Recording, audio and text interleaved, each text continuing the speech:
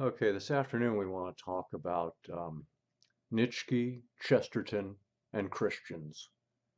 Nietzsche, 130 years ago in the late 1800s, had said that Christians live their lives no different than pagans do.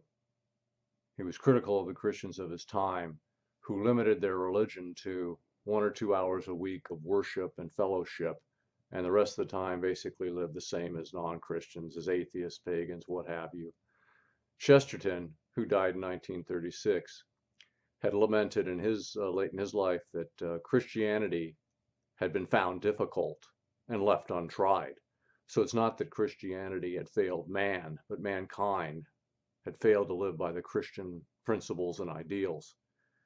And I think that those are 2 points, from one from Nietzsche and one from Chesterton, worth considering.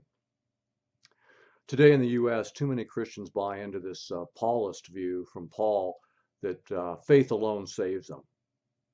So their religion is basically limited to a little bit of worship and fellowship 1 or 2 nights a week, um, maybe 20 or 30 seconds in the morning or in the evening reading a Bible verse, and putting a few dollars in the collection plate, and that's about it.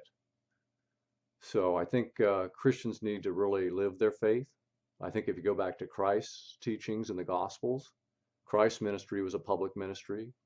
He was not a lone sage or hermit living in a remote cave or deep in the forest or on a far off mountaintop.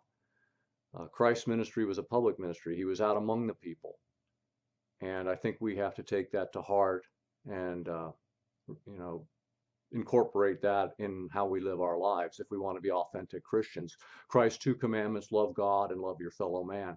Well, if you're just mouthing the mantra each day, I accept Jesus as my personal Lord and Savior, but you're not actually living your faith, you're not actually living a moral life and also working to help others, then really how strong, how deep is your faith? And if you're only giving lip service to your faith, then you're not being a very good, credible, effective witness for Christ out in the public world. We live in terrible times. Atheism is on the rise.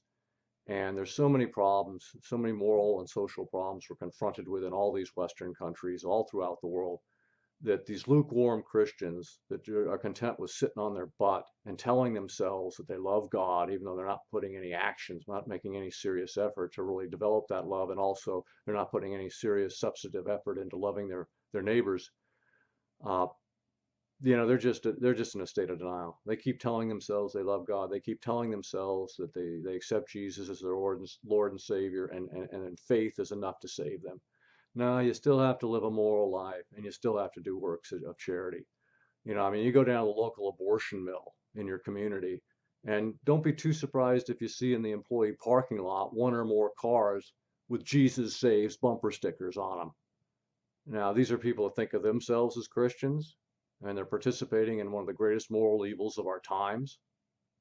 You got to think about that. Christians, stop this nonsense. Stop this absurd error, this distortion of Christianity that makes you think that faith alone is sufficient. No, you got to do more than that. So that's food for thought.